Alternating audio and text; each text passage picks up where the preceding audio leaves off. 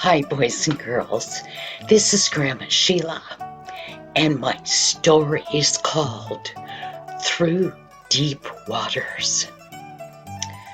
Well, Kim, he was a little young Chinese boy, and he was sitting very anxiously by a fence.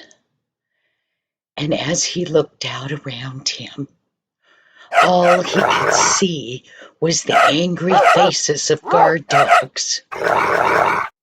His hands were tied up with ropes. His feet were tied up with chains. He had been taken by the bandits there in China, and they were demanding a ransom. Well, Kim knew that his parents had no great amount of money. And the mission school he went to, didn't have a lot of money. He didn't know what was going to happen to him, but he knew one thing. He couldn't try to escape. Every time he tried to wiggle his hands so that rope didn't cut into them, those dogs got closer. Ugh. They growled at him, and their muscles got taut, just like they were going to spring at him. He knew he couldn't get away, and he was pretty sure that he knew if they didn't get what they wanted, or if it took too long, he would probably be killed. He thought, oh, I hope if I end up having to die, it's quick. So then he started praying again. You know, he was a little boy that at the mission station had learned all about Jesus, and he trusted Jesus.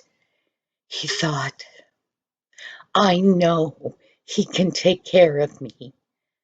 And if for some reason that doesn't happen here, I'll still get to go to heaven with him. So he kept focusing on that. The good thing that would eventually happen to him, that he would get to be with Jesus. But then the chains started cutting into his legs, and he just had to wiggle a little bit. His legs were going to sleep, and he moved his feet just an inch. And those dogs went, "Urgh." Oh, and they started to bark. He sat very quiet then. There was no use trying to escape. Well, as he was sitting there praying, all of a sudden, a very nice-looking young man came walking right up to him. He walked right around those dogs, those guard dogs, and they didn't say a thing. Kim thought, what's going on? They act as if they don't even see him. The man didn't say anything.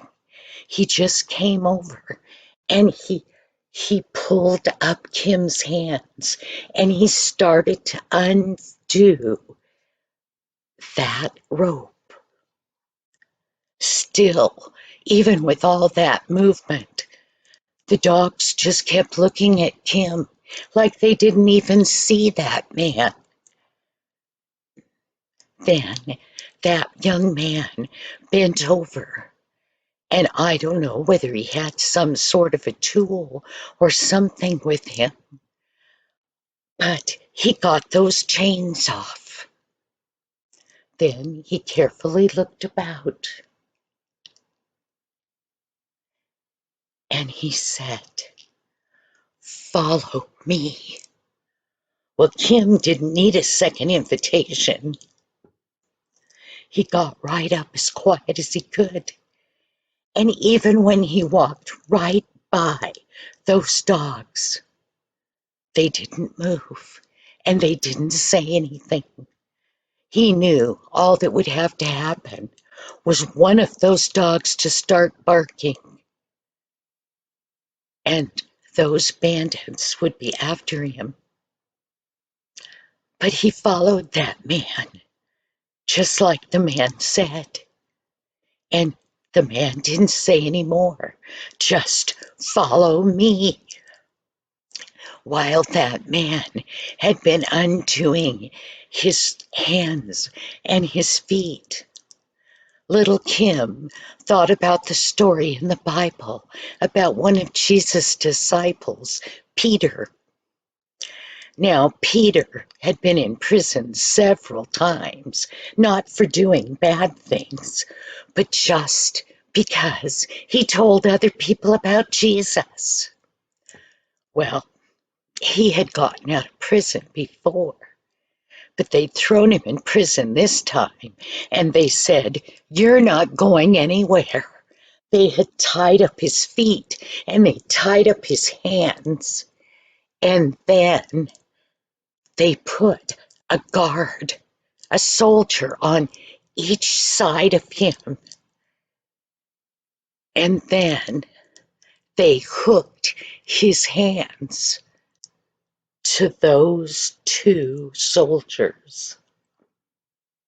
It was nighttime now, and Peter had been talking to God. Peter knew, or thought he knew, that his work wasn't done for Jesus yet. He wanted to go back and tell more people about Jesus. So he sat there between those soldiers. The night wore on, and all of a sudden, Peter looked up.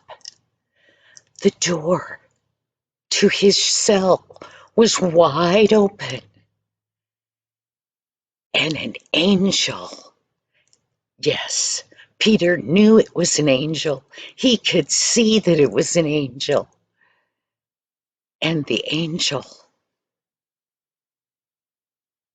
Peter knew then he wasn't supposed to say anything.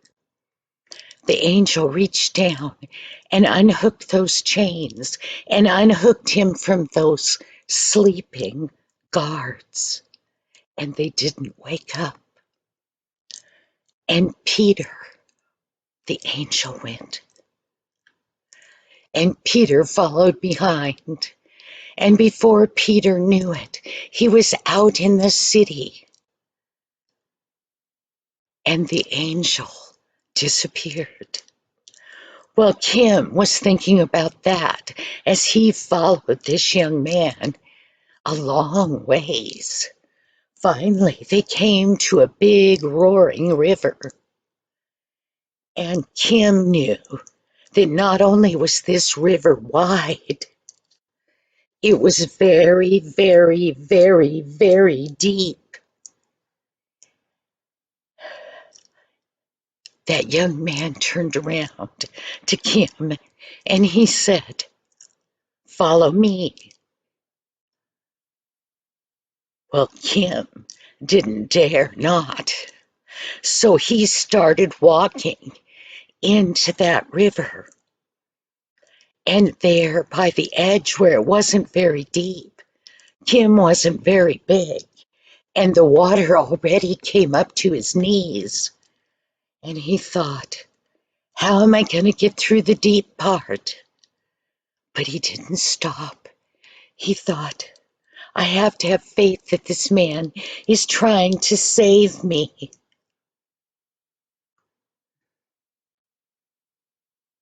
Further and further, he went into that water. Pretty soon he was right in the middle of the river.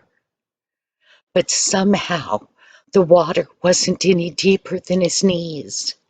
He walked on, following that tall young man. And he thought, I wonder if he's my angel, my guardian angel. He walked on. When they stepped out of that big river, which gave a big deterrent for those bandits if they tried to come after Kim,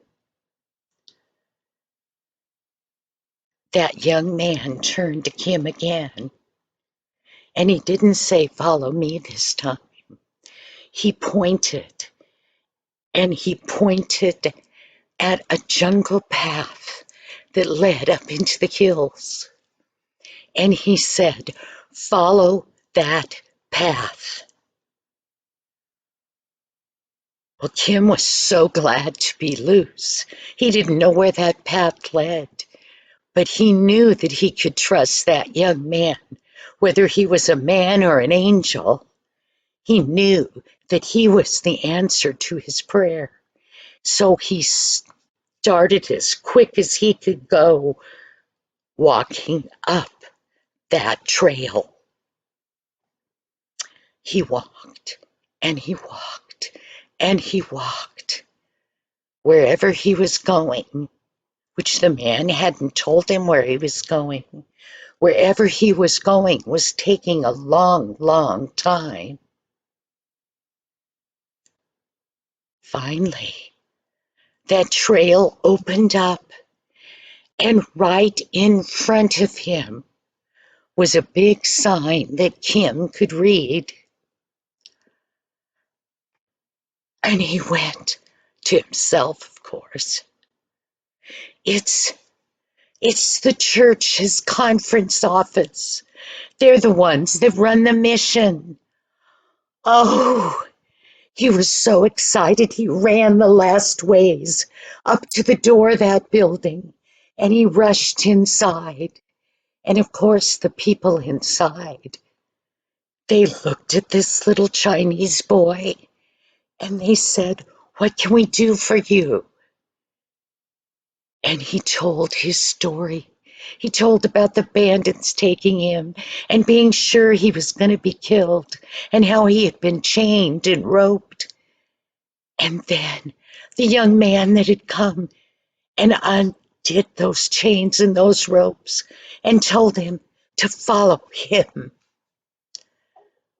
and how they had walked across the deep river with him never, ever seeming to get in the deep part. The water in that deep, deep river had never gotten above his knees. And the ministers there looked at him in awe, and they said, "It had to be a miracle at the river, and that had to have been an angel that came to help you." Well, boys and girls, he told that story in great detail. And over the years, those ministers, every place they went, they told about the little Chinese boy that was freed from the bandits, and how somehow God and that angel helped him walk across a known deep, deep river. And boys and girls, he would want you to know